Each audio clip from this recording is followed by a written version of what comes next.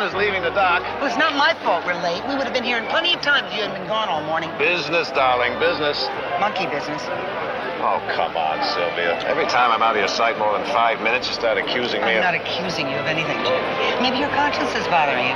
I'm an insurance salesman, remember? I don't have a conscience.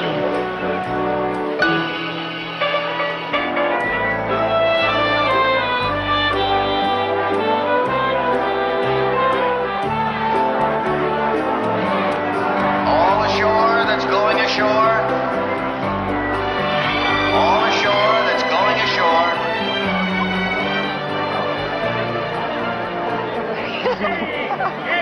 What are you waving at people you don't even know for? It's like a parade, sweetheart. You're supposed to wave whether you know the people or not. Not me. Well, Jimmy, they say you don't fully appreciate something unless you pay for it. No. I appreciate this free cruise. I do indeed. It's just that I thought, if this was supposed to be our second honeymoon, that I should probably conserve my strength. That's all. I think you're probably right. I tell you what, you save your strength and I'll just wait for both of us.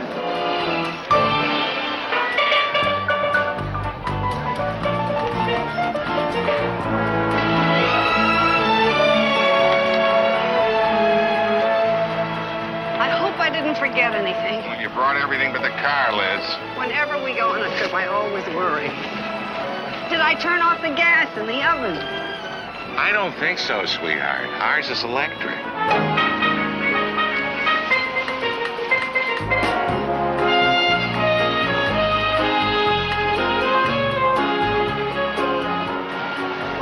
Officer, sir, I'm Dr. Burke. I wonder if you could show me to my cabin. Glad to, sir. Oh, your uniforms arrived about an hour ago. The uniform?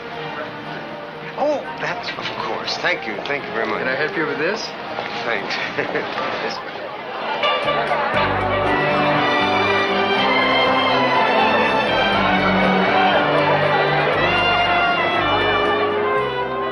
Did you tell Betsy how to get in touch with us in case of an emergency? Betsy is 24 years old. She has her own home, a child, and a perfectly capable husband who can handle any emergency that might arise. Now, will you stop worrying?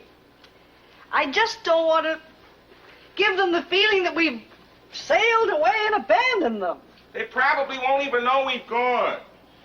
Besides, it'll give her a chance to be alone with her child without you hovering around somewhere in the background like a clucking, overprotective grandmother. Here I am, the real me. Neat, but not gaudy. What's the matter? I think I'm going to be seasick. Well, how can you be seasick? We haven't even left the dock yet. Excuse me. Hey, would you like to take a little stroll around the deck before lunch? David, what if any one of the kids needs us and we're not there? Well, then they're just going to have to muddle through without us. David, Now what? don't light that cigar. Remember what the doctor said. Elizabeth. Look, why don't you stay here and finish unpacking, huh? I'll see you later.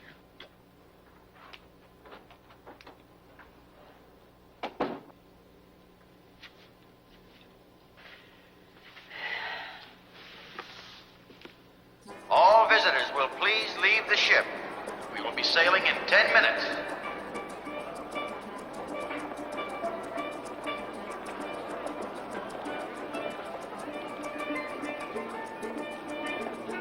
Captain? I'm not the captain. Although the uniforms are kind of impressive, aren't they? That's very nice. Do you have a light? I think I do, yes. I'm the ship's doctor. Oh. Well, in that case, maybe you got something for seasickness, you know, just in case. Sure enough. No.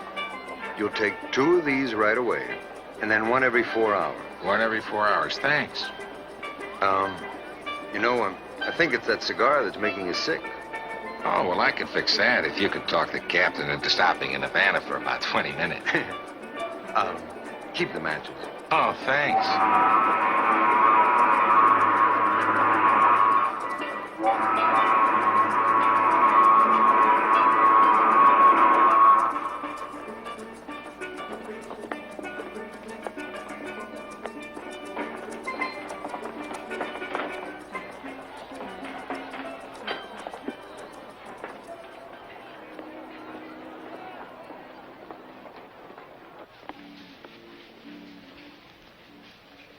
Captain? Dr. Burke? I'm sorry, Captain. I haven't been in uniform since I was discharged from the Navy. I don't know whether to shake hands or salute. This is not the Navy, Doctor. I only exercise my godlike powers in case of extreme emergency. Did you find your quarters all right? Yes, sir. Good. I wanted to thank you again for taking this job on such short notice. Oh, it's my pleasure, Captain. I hope so. Usually the people who take this cruise are in very good health. They spend most of their time relaxing and taking it easy, so there shouldn't be much for you to do, barring the unforeseen, of course. Well, then I'll only exercise my godlike powers in case of extreme emergency. Oh, one other thing. Since I cannot entertain the entire passenger list, the ship's officer asked to eat with the passengers. Just talk to them, answer their questions, you know? Oh, I think I'd like that. Fine. This will be your schedule. Table 24 for dinner tonight. Table 32 for breakfast tomorrow. There aren't that many of us, so we had to spread ourselves kind of thin. If you have any questions, feel free to call on me. Thank you, Captain.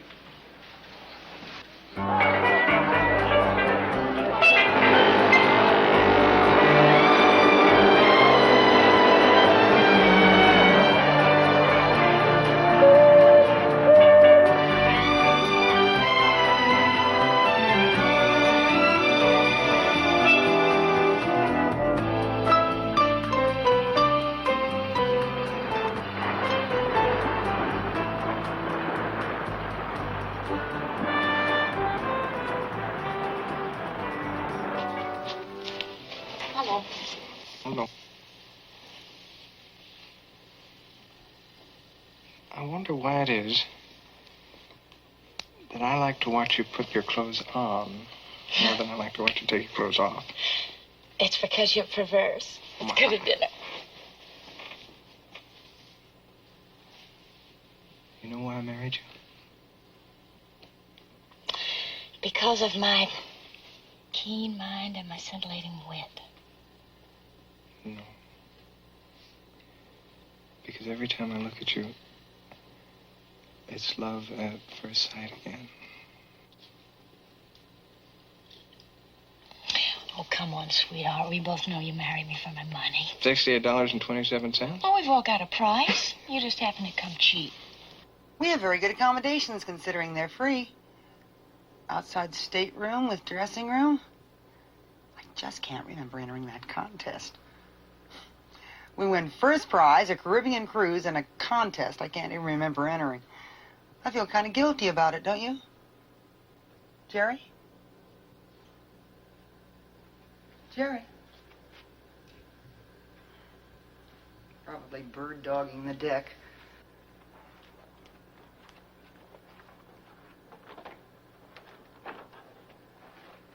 I'm not feeling very well, so I won't be having dinner. I'm going to rest now, and I don't want to be disturbed. Very well, Mr. Kramer. Just call if you need anything. Yes, thank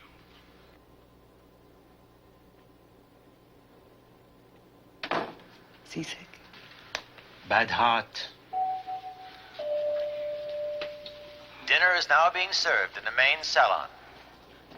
Oh, this is my stateroom. I seem to have ended up right back where I started. Oh, excuse me. Where would I find the dining salon? Oh, on the main deck. And where would I find the main deck? Up the stairs. Where would I find the stairs? Come on, I'll show you. Oh, thank you. Oh.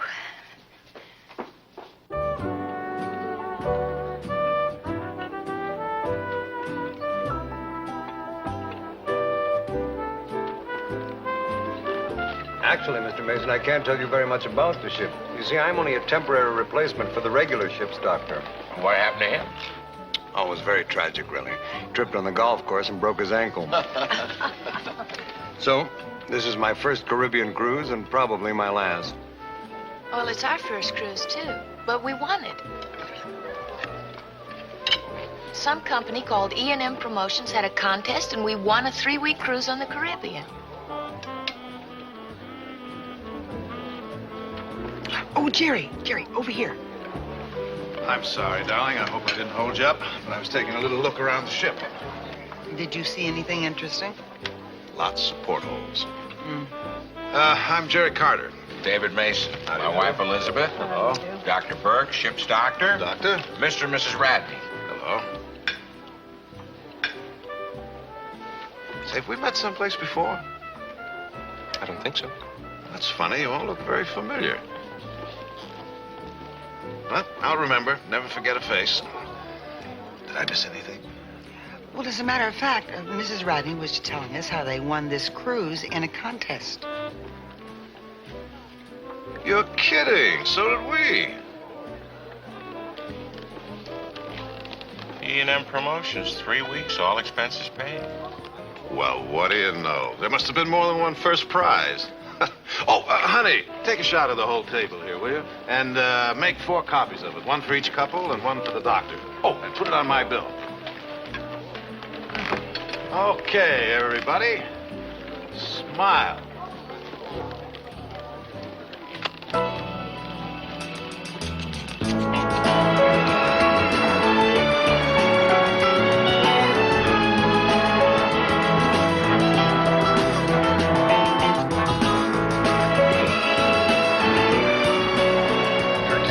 Your attention, please. The pool is now open. The pool is now open.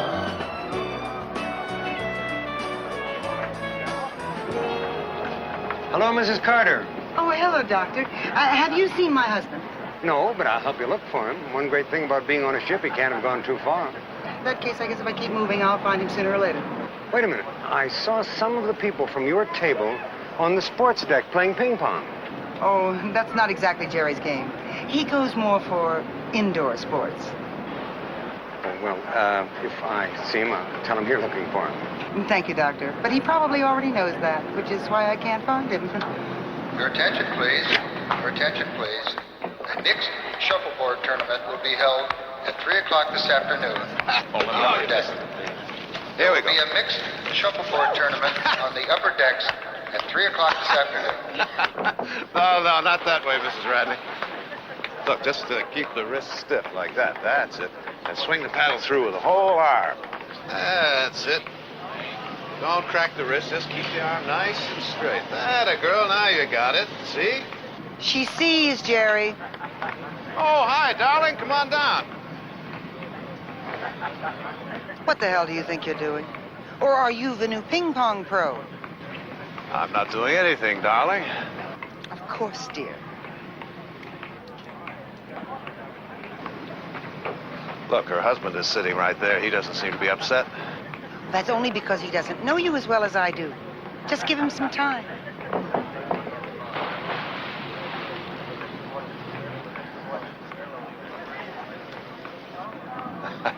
My wife seems to have a slight foot problem. It usually ends up in my mouth.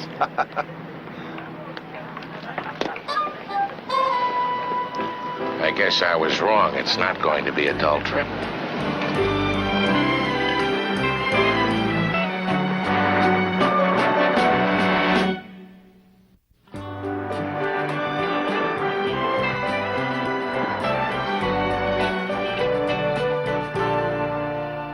There's something so familiar about those people, the Masons and the Radneys. Even the name sounds familiar. Can't quite put my finger on it, but I know I've met them somewhere before. Well, if you'd rather, we could have dinner sent down here.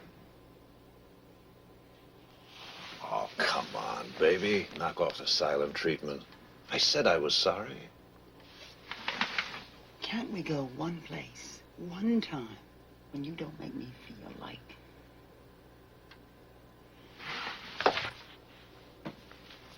Hey, darling. What is this? Now, you know I love you. You do know that, don't you? Now, come on. Why don't you just be my baby and we'll forget about the whole thing? Okay? We'll be late for dinner. Are you ready?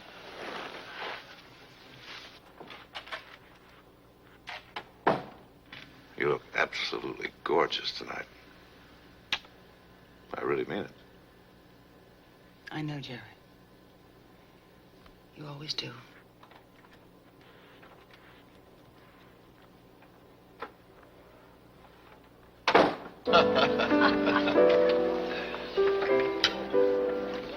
My grandfather was a lawyer. My father was a lawyer. They both graduated from Columbia Law. May I have the salt, please? Am I forgiven? For the millionth time. Can I have the salt now?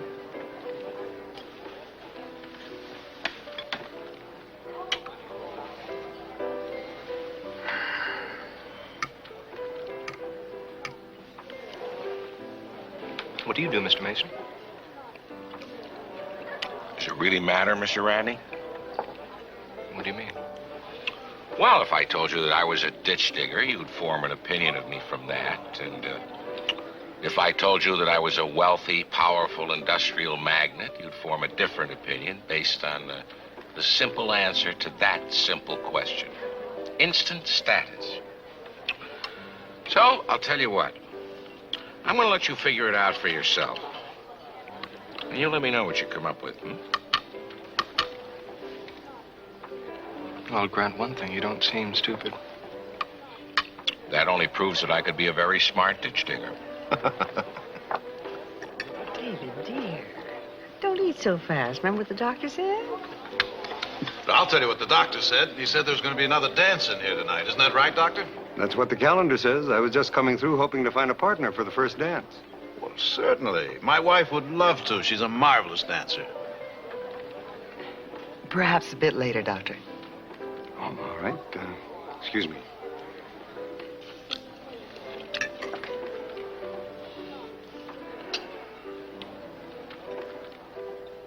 Atlanta, Georgia. Have you ever been there? Many times. Atlanta. You know, I knew a little blonde from Atlanta. Her name was Dixie something or other. Probably one of the best-looking little blondes that I've... Excuse me. Well, that was before I was married, naturally.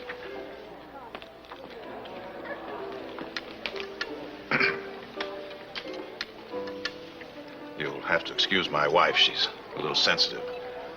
Bless her. Atlanta. 1970? Huh? It'll come to me.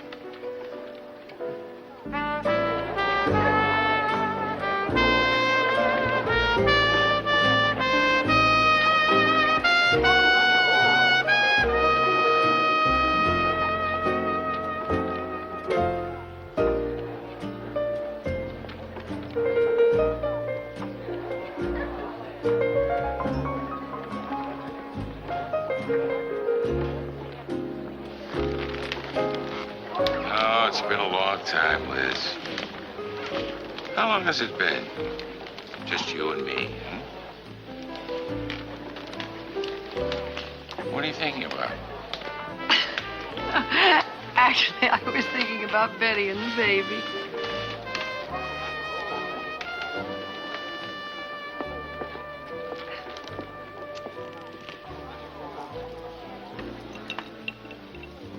David, what's the matter? They're gone, Elizabeth. Don't you understand? They're grown up and they're gone. Well, they'll always be our children. For the past 25 years, it's been the children this and the children that. Their schools, their clothes, their anecdotes, their ailments. But... we started out as just two people, Elizabeth. Just the two of us. David. The children were something that came later. They're not our lives, Elizabeth. They're not you and me. They'll always be a big part of my life. I was a big part of your life when we were first married. And then we had the children. But now we don't. They're all grown up and they're gone. And now we've got to get back to you and me, Elizabeth. We've got to. Because if we can't... If we can't? well, then there's no reason for us staying together, is there? David. After all these years? Especially after all these years.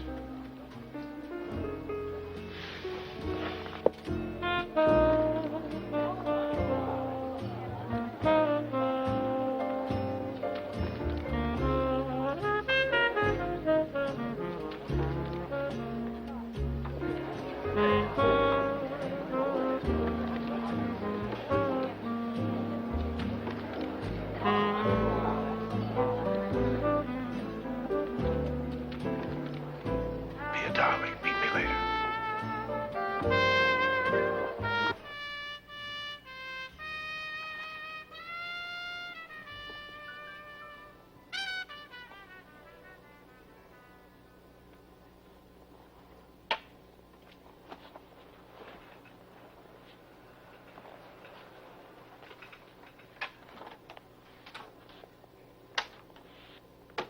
Good night.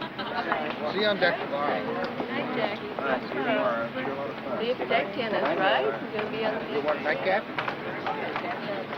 Okay. Come on, a nightcap. Okay. Oh, boy, oh, boy. See you, friend.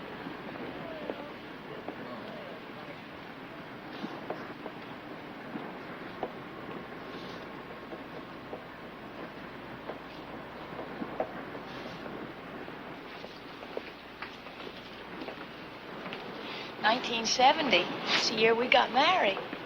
Do you happen to remember where we spent our honeymoon? Oh, sure. Atlanta. Do you remember meeting Jerry Carter in Atlanta in 1970? Honey, the only thing I saw in Atlanta was you.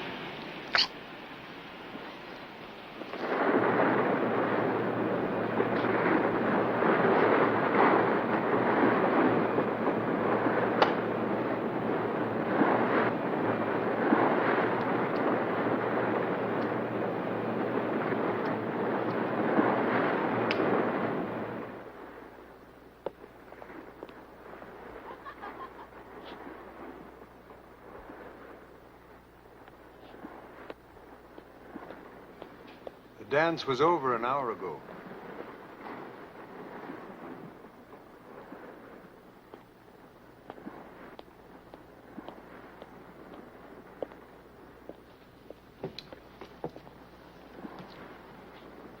Do you think it's romantic, Doctor? The balmy breezes, the moon, the ocean. Depends on who you're with. At this particular moment, you happen to be with me. And you happen to be married. And if I weren't? And I think of balmy breezes and the moon and the ocean. Thank you, Doctor. You're a great morale booster. Good night, Doctor. And if you happen to see my husband, you might remind him that he's married, too.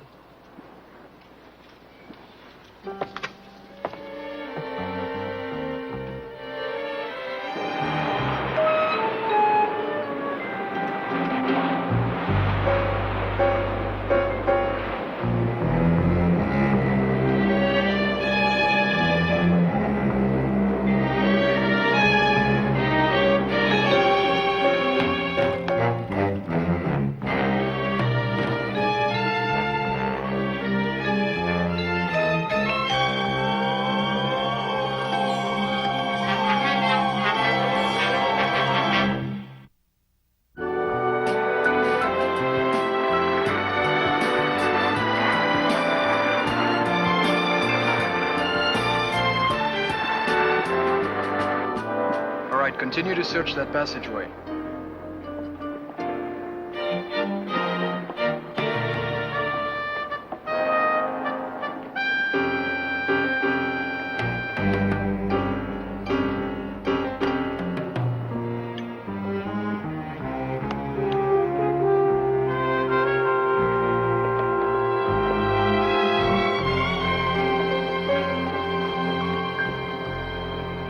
Well, we've searched every passageway, the baggage compartments, the holds, even the engine room. What about the chain lockers? Well, Captain, no one would go into one of the... We won't know that until we look, will we? No, sir.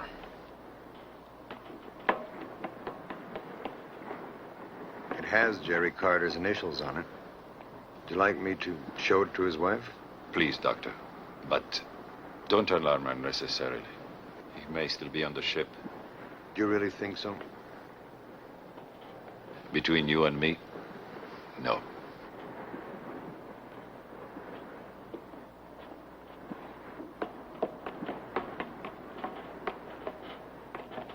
Where's Jerry this morning? I don't know exactly. Jerry hates breakfast. There is an oil shortage, you know, Mr. Radney. Well, I'm not talking oil, Mr. Mason. I'm talking energy.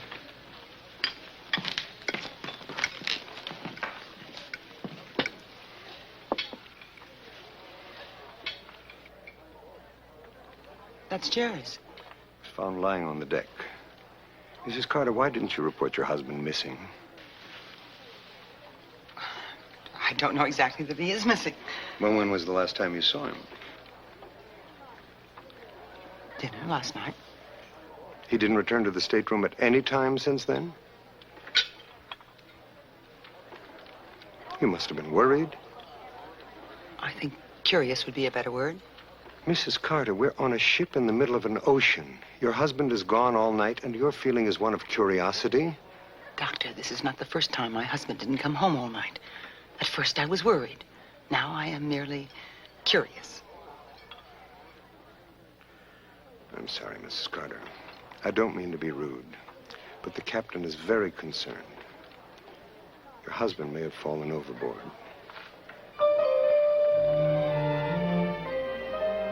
We're searching the ship. I'll let you know as soon as we have any information.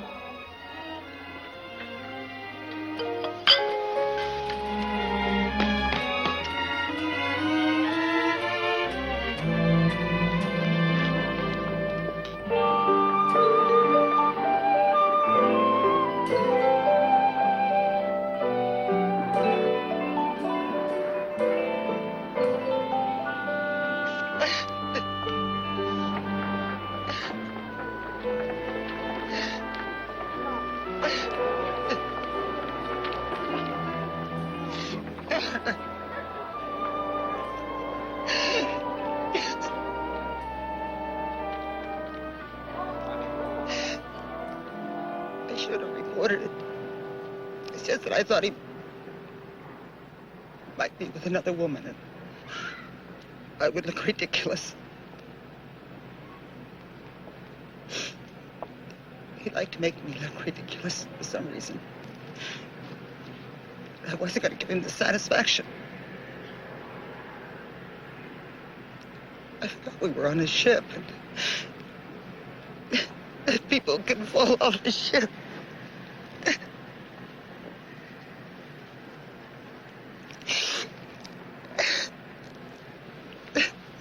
I feel like I've been cheated. All those things I've got stored up I was going to say to him someday. It's just not fair. It doesn't make sense. Things like that just don't happen in real life. People falling overboard. They just don't happen.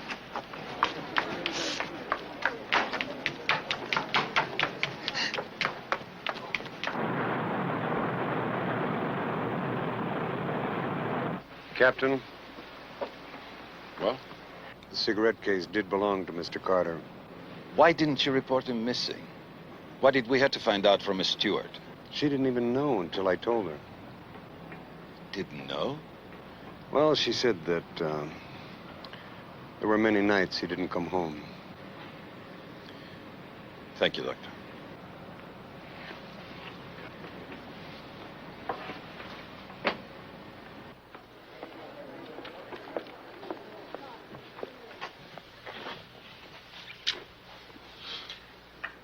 Don't look so sad. Come on, we hardly knew Jerry Carter, honey. Well, it's not just Jerry Carter. It's how awful it must be to be down there in the water and call for help. And to just watch the ship get smaller and smaller. Wow. Why don't we go back to the cabin? Come on. Jimmy, I'm scared. Darling, you can't let it panic here. Come on. Jimmy. Jimmy, I want to have a baby. Just because some loudmouth fell overboard, you... No. Because what if something happened to you? Like it happened to Jerry Carter? I wouldn't have anything. You'd have some lovely memories. It's not enough. I want to have a baby. We talked it over when we got married, and we agreed. It was 4 years ago. It's like we've been on a 4-year honeymoon. What's so awful about that?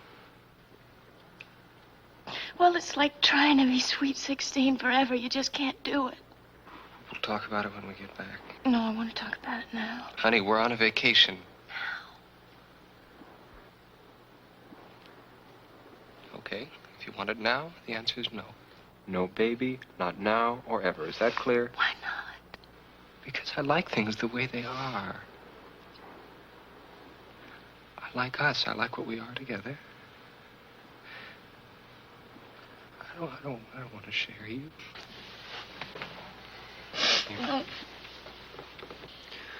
Well, if you just have to have the patter of little feet, you're going to have to buy yourself a Cocker Spaniel.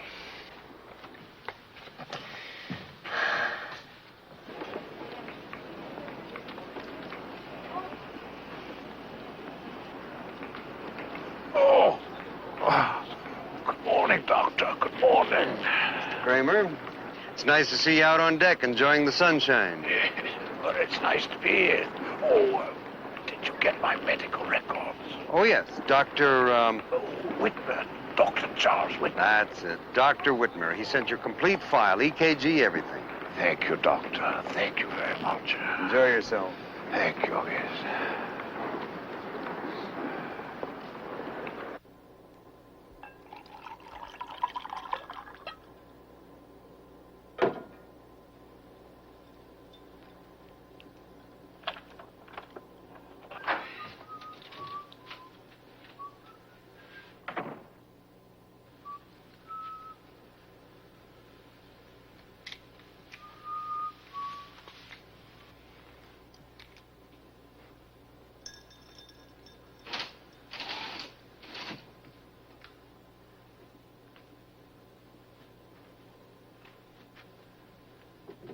Where'd you get this? I brought it with me. It's not even noon yet. Don't you think you're rushing the cocktail hour a little? I'm bored. Bored? David, you've still got your work. But I don't have mine anymore. As you have pointed out, the children are grown up and gone. And I'm bored. Oh, please, Elizabeth. No, you're right. The magic is gone. All 30 years worth. This may not be easy for you to swallow, but you were never the magic. The children were. And I thank you for them. No, all I ever was to you was chief cook and hostess with sleep-in privileges. Children were my whole life. Because without them, I wouldn't have had any life at all. Because you were always out to lunch. Now all of a sudden, it's just you and me, babe. Just the two of us. I'm sorry, David. That would really have to be magic. Look, Elizabeth, I really don't want to listen to you. Not this way.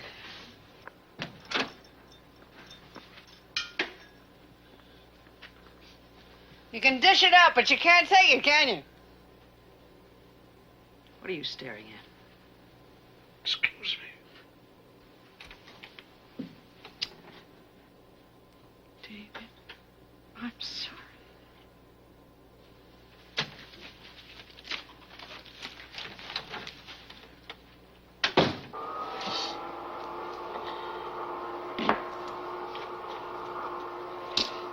Scotch on the rocks, please.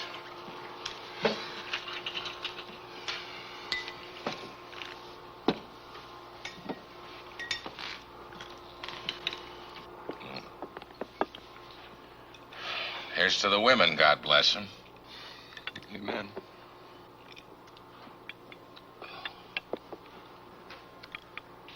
Dave, can I ask you a question? What? Are you happily married? The words happily and married contradict each other and should never be used in the same sentence.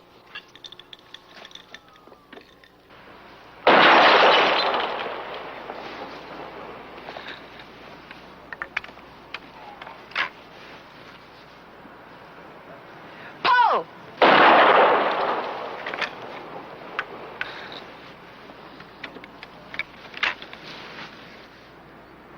Paul! You do that very well. Well, it's really very simple. You just pretend the clay pigeons are people you don't like. Paul! Whoever he is, I'd hate to be in his shoes. Not really. I take it all out on the clay pigeons. Paul!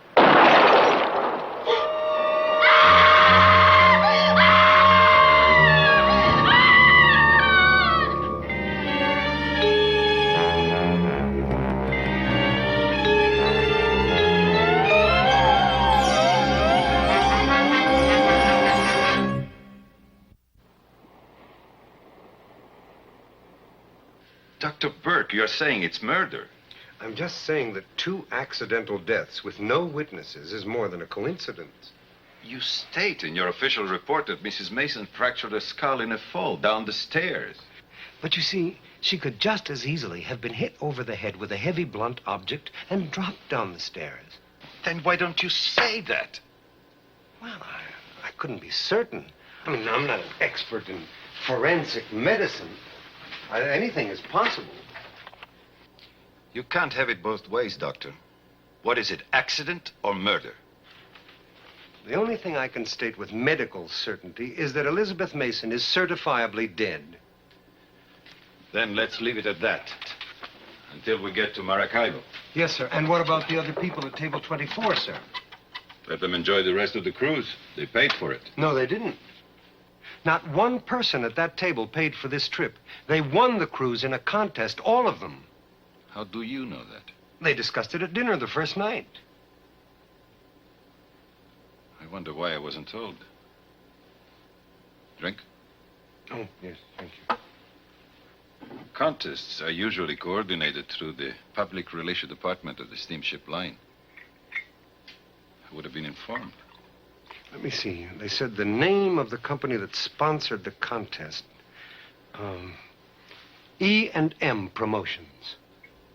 Never heard of them. But of course, that doesn't mean anything. Been sailing out of Miami for 8 years and just found out they had a football team, the Miami Porpoises. Dolphins, I think. Same generic family. Get me the address of that promotion company. I'll contact them by radio. Yes, sir. And what about the other 4 people, sir? What do you suggest? That we tell him someone's trying to kill him? And lock him in their stateroom? Change the report to murder, and I'll do that.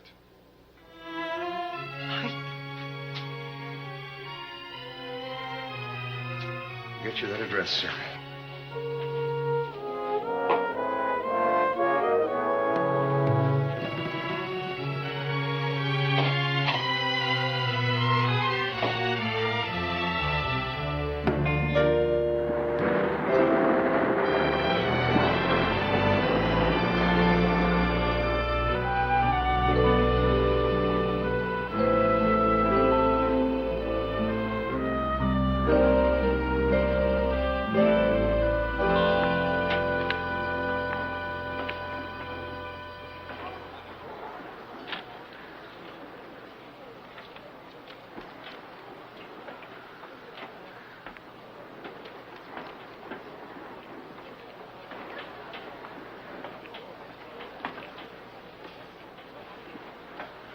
Mr. Mason, I just wanted you to know how sorry we are.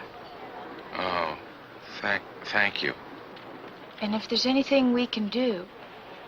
Well, No, there's nothing, thank you. Well, if you need us. You know, I never realized that there were so many forms to fill out.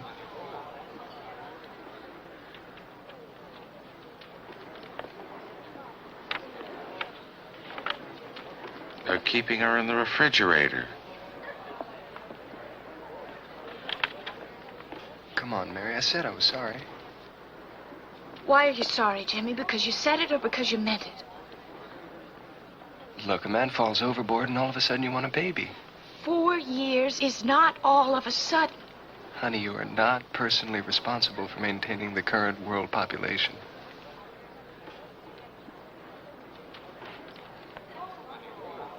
Oh, God, Jimmy, I feel so sorry for you.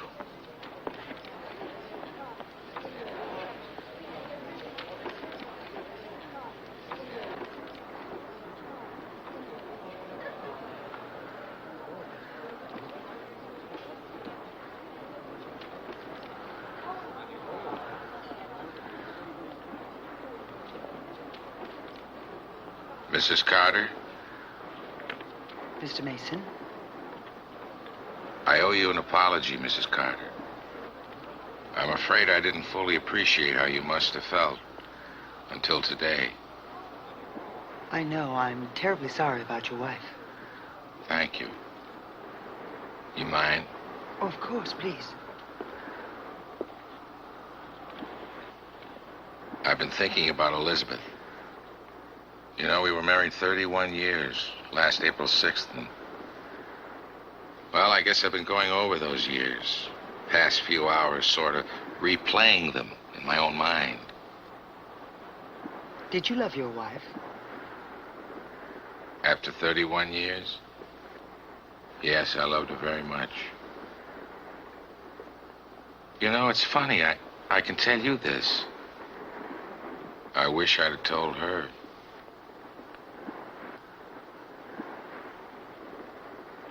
My husband was a scoundrel. That's a word I haven't heard in a long time, scoundrel. It's the only word I can think of that fits him perfectly. Look, I don't think I could face all those people, and... Well, I was planning on having dinner in my room. Would you care to join me?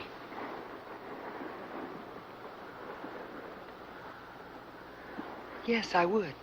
I'd like that very much. Oh, that'd be very nice.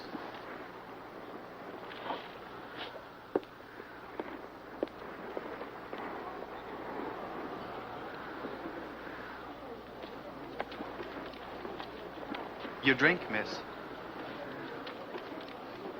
I didn't order a drink. The gentleman ordered it. That gentleman? I don't know, miss. It was called in. I'd never heard of it before. He had to tell us how to mix it. It's called an Atlanta Blackout. He said to give it to you with his compliments. And to tell you he'd be waiting for you.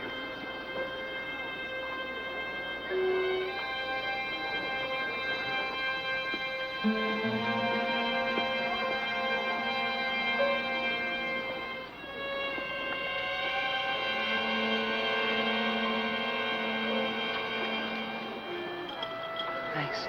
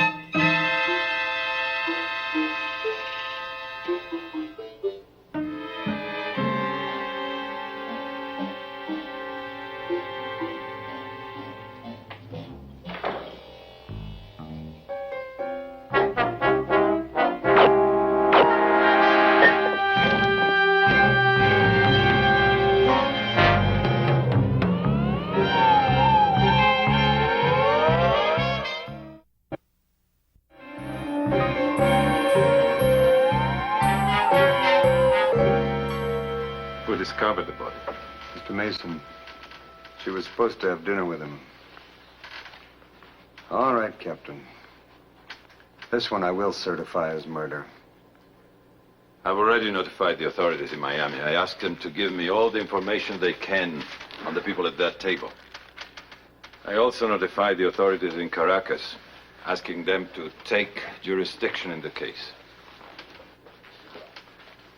Caracas? Why not the American authorities? The State Department? This ship is Norwegian registry, Doctor. Under maritime law, that means that the murders occurred in Norwegian territory. The United States have no jurisdiction in this case.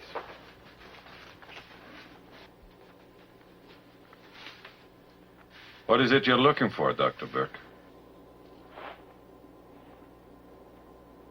That.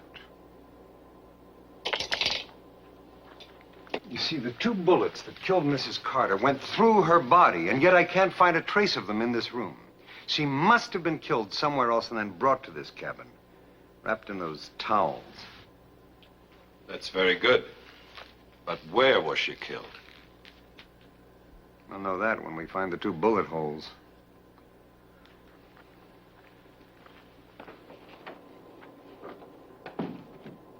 Who has the key to that room? Just Mrs. Carter and the steward. Where are the other passengers from table 24? In the conference room, on A deck. They are under guard. Good idea. Where are their staterooms? I will ask the purser.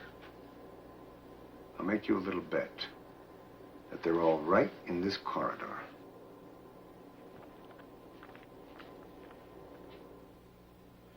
I was just talking to her this afternoon. We were going to have dinner together. If this keeps up, that refrigerator's going to be stocked full by the time we hit Maracaibo. I'm sorry.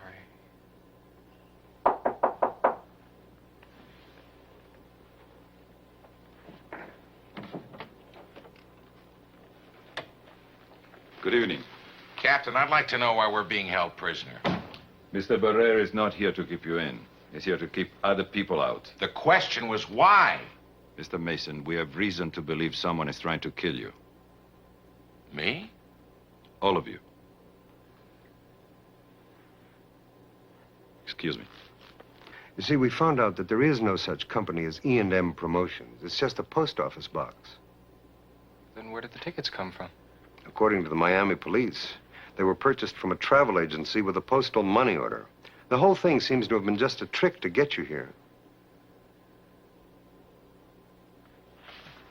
Captain, I want off this ship immediately. I want you to radio for a plane to take me off. I'm sorry, Mr. Look, Mason. I don't care what it costs. Just do it. By the time they could send a plane to us, we will have docked in Maracaibo. Excuse me. The thing that I'm curious about is the reason for these murders. Is there something you all have in common? Maybe an enemy? Someone you've all known at one time or another? No, before this cruise, we hadn't even heard of each other. We were complete and total strangers. Jerry Carter said he remembered us from somewhere. Where, Mrs. Radney? Atlanta. 1970. Well, can you think of something else? Anything else? No. No, that's all. Just Atlanta, Georgia, 1970. Yeah, but then he said it'll come to me like he was close to remembering. And then he was the first to die. I was there that year on a business trip. My wife and I drove down. Well, we were there on our honeymoon in August. Second week in August? Yes. Are we just going to wait here to be killed?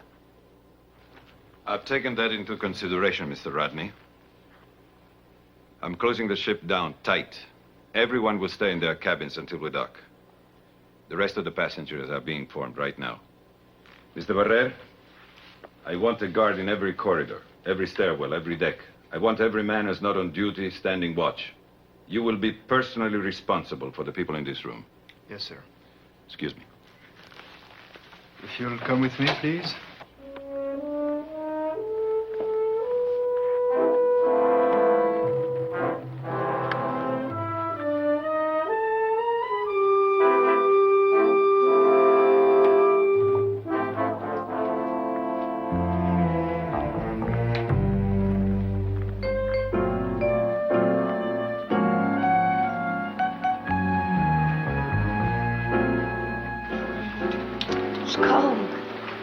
It'll be okay. Okay. Forgot my purse. I'll go get it. Mary Frances!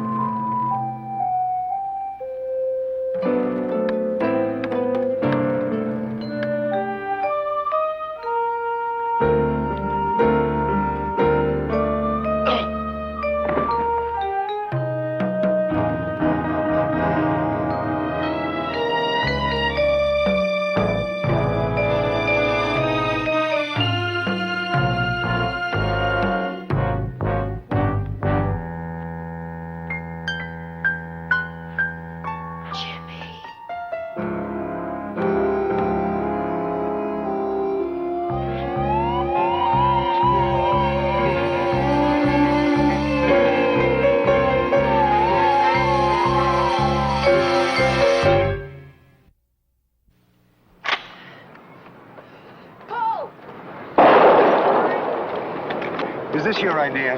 No, sir. Hers. Captain said you'd be all right. Paul! Dix are deserted.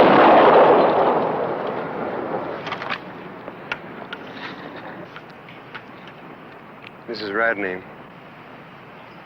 Feel like talking? Depends on what you want to talk about. People at table 24? What about them? That's what I hoped you'd tell me. Basically, they were selfish. And they were totally insensitive. Including your husband? My husband's dead. You leave him alone. Paul!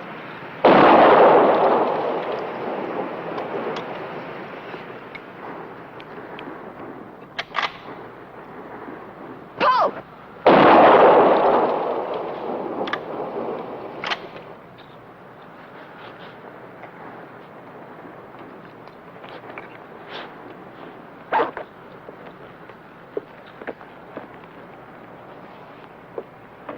Mrs. Rodney, I was looking for you. Have you found something, Captain? No. Dr. Burke is still conducting the investigation. Dr. Burke? Yes. Is Dr. Burke also a detective? No, but he's very adept and very perceptive. Well, that's not really very comforting to those of us left, Captain.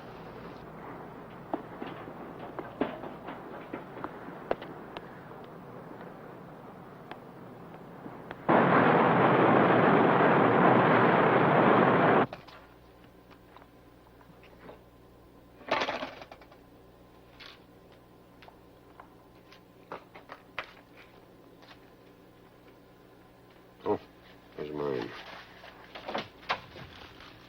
I raided your inquiries to Miami. We should have an answer by the time we reach Maracaibo tomorrow evening. Good. Whose purse is this? It belonged to Sylvia Carter. It was found on deck after she was killed. She must have left it there.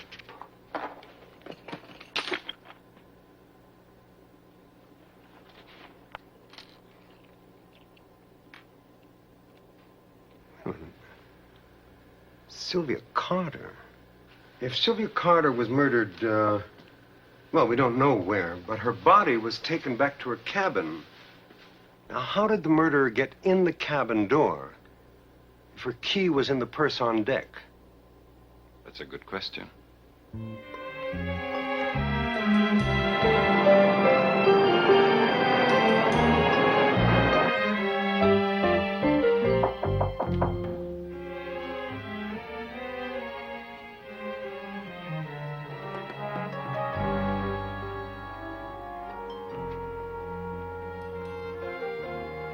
Yes? Steward, miss, with your dinner.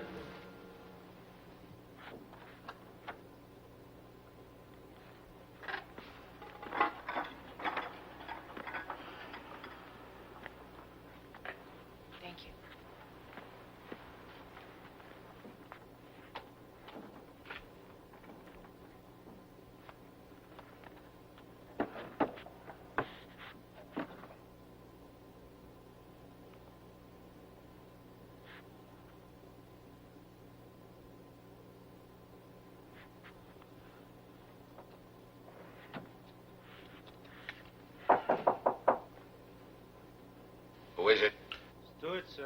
with your dinner.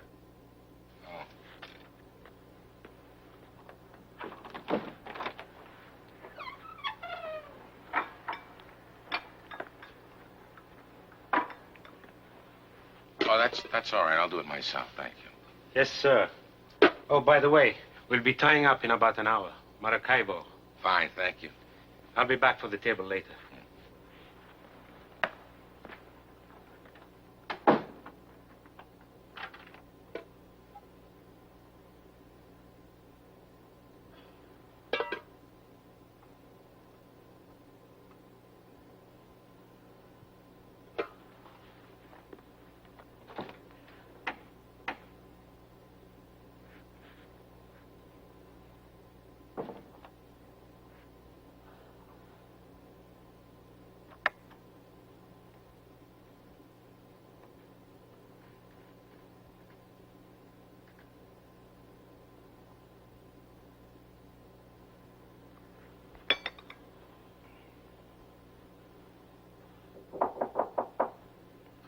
Who is it?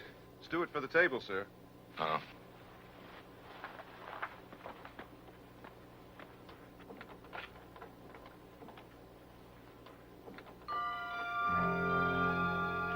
Good evening, Mr. Mason.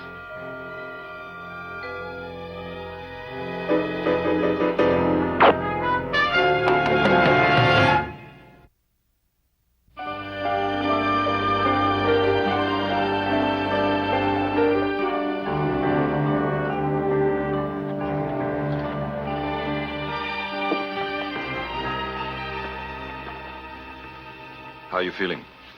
Oh, I'm fine now, sir. You didn't see who hit you. No, sir. All I remember is standing in the passageway.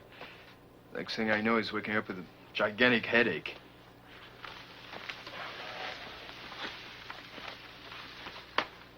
Whoever did it had to have come from one of these rooms. He couldn't have come all the way down the hall. Barrere would have seen him.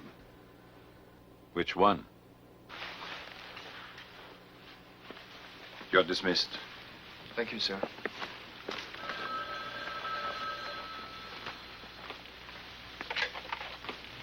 Captain Vettori. Thank you.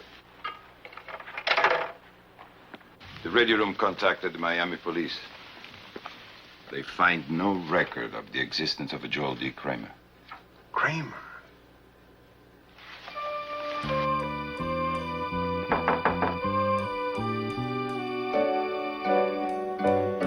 Mr. Chabonnet? Captain?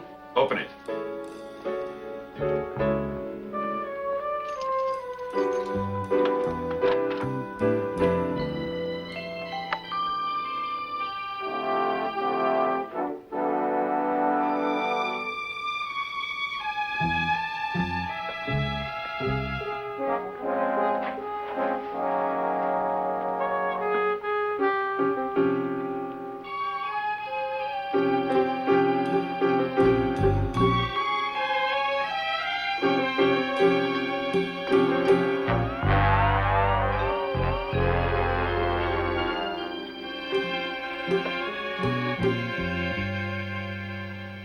Attention to the name.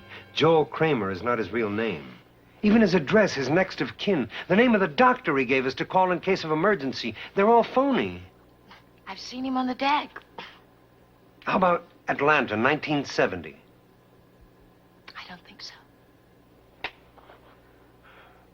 Until he came aboard this ship, 9:38 of the day we sailed, Joel D. Kramer did not exist. Now, there were only 6 people aboard this ship that might know his real name. 5 of them are dead. I'm sorry, Doctor. I don't know. Would you like to hear the official version? Mr. Kramer lured 6 people aboard this ship with a phony contest, murdered 5 of them, then committed suicide by jumping overboard. A few minutes before we docked? Do you believe that? The only way I could convince the local authorities to assume jurisdiction was to tie it up in a neat package. Well, that's one way to get rid of a hot potato, isn't it? Throw it in the water. Dr. Burke. He did jump overboard. I'm not interested in official versions of jurisdiction, Captain. Somebody killed 5 people on this ship. You just can't sweep that under a rug. Well, maybe they can, but I can't. You do whatever you think you have to, Doctor. I'll help you any way I can. Unofficially, of course.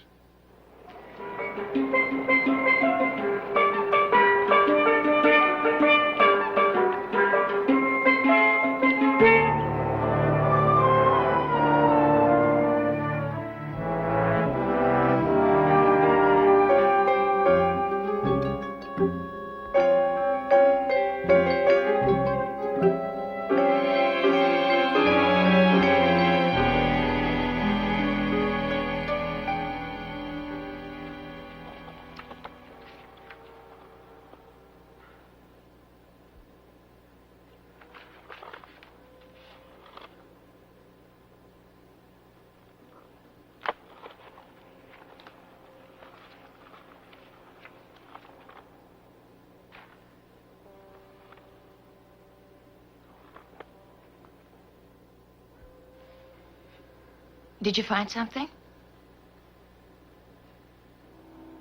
Doctor? Mrs. Radley, excuse me. I have to be ashore. I have phone calls to make and places to go.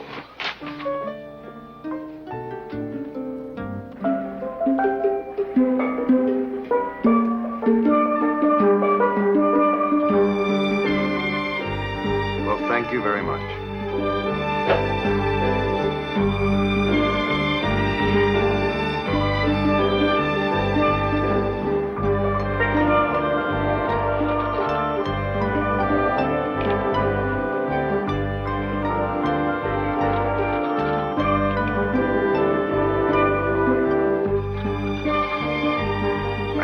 By boat in an hour.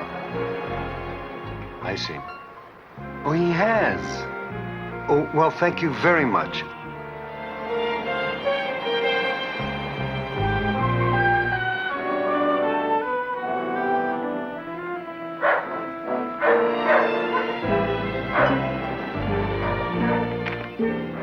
Excuse me. I'm Dr. Burke. I called you from Maracaibo. Oh, yes, sir. The gentleman I'm looking for, I'm not sure of his name, but he would have checked in the last 24 hours, and he looks something like this. He would look exactly like that, sir. Mr. Kroger. I believe he's out on the beach.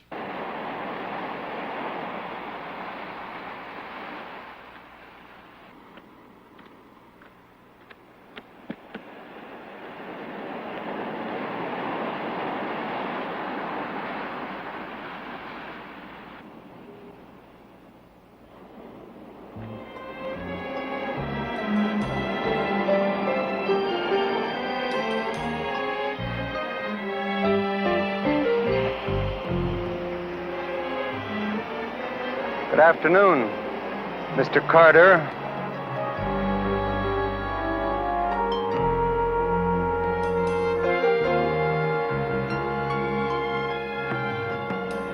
Well, good afternoon, Doctor. This is quite a coincidence. Not really. Thought you might need your passport.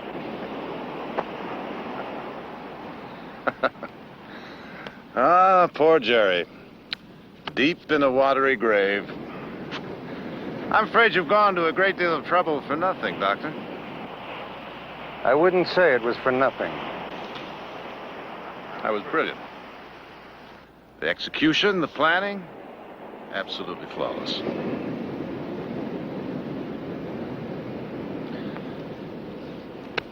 But here you are. How'd you find me? The killer had a key to your stateroom. There were only 3 keys. The steward had one. One was in your wife's purse on deck. Jerry Carter had the 3rd key. Excellent. Then there were the photographs of table 24. I found 3 of them where they belonged. But the 4th was in Kramer's room, not Carter's. Very good. After that, it was a simple matter of matching descriptions on the passports. Height, weight, color of eyes. I got 2 that were very close. So here I am. Well, in a way, I'm glad, really. An artiste would like to think that there's at least one person in the world who understands and appreciates his work. Maybe I can start a fan club. No doubt you mean the police. There's nothing they can do to me. Nothing anyone can do to me. 5 Americans murdered in Norwegian territory, en route to a Venezuelan port. Killed by a dead man who's now in Dutch territory. Would you care to walk, Doctor?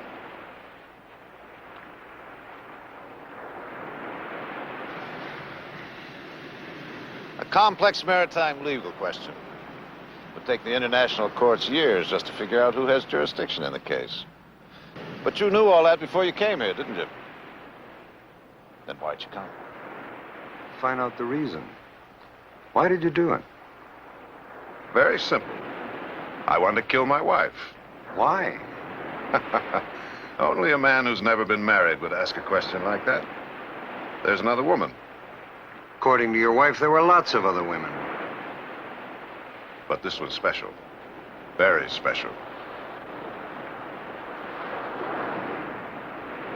What about the other people you killed? Merely to confuse the issue. One murder is much easier to solve than 5. Don't you agree? So you killed 3 perfect strangers. Your wife was heavily insured, wasn't she? You're on the wrong track. They were all heavily insured. You see, I worked for the insurance company, so I had to pick the names very carefully. Find some common ground, something in the past. That would be Atlanta 1970. Exactly. See, the police will start with a crime and work backwards. What did these people have in common? What happened in Atlanta? How did their paths cross? The answer? They didn't. So no matter how you approach this crime, Doctor, it's absolutely flawless. An enigma within a puzzle. A Mobius strip of circumstances, beginning at the end and ending at the beginning. The perfect crime. Except for me. What can you do? I can tell them that Mr. Carter is Mr. Kramer, is now Mr. Kroger. Mr. Carter is dead, remember? So is Mr. Kramer. And very soon, Mr. Kroger will disappear. And I'll have a new name. The name that appears on your wife's insurance policy as beneficiary. No, Doctor. Her brother's the beneficiary. And on your insurance policy? No. I left everything to my dear late wife. Probably go to her brother, too. You see, nothing is like you think it is. And that's why no one will believe you. I don't understand. Well, Doctor, try to think of it as a beautifully colored rainbow. You can see the whole thing clearly defined, and yet it isn't there. It isn't really there at all. You're hiding something. Now, if this thing was as perfect as you say it is, why would you have to hide anything? There's more to it. There's something I haven't found out yet. And it's the reason for this thing. But I promise you, Mr. Carter, I'll find it. Yes, Doctor, I think maybe you will. $1 million. $1 million. How? I'm sorry, Doctor. I'm afraid that your time has run out. Don't bother. This island is noted for its secluded beaches.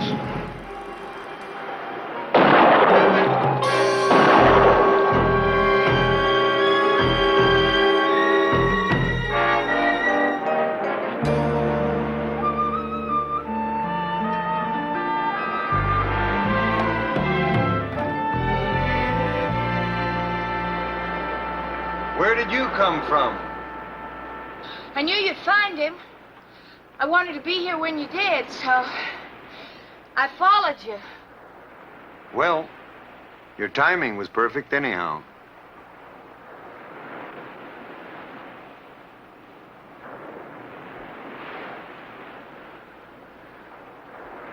Mrs. Radney, who's the beneficiary of your husband's insurance policy?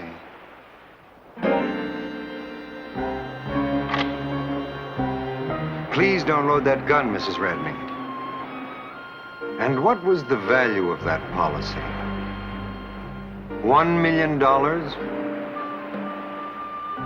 How long have you and Jerry been planning this?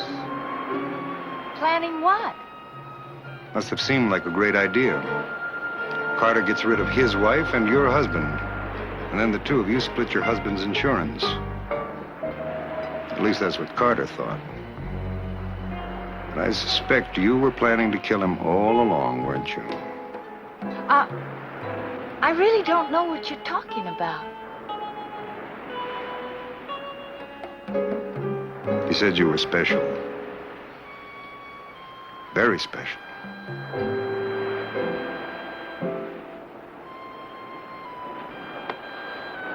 Shall we go?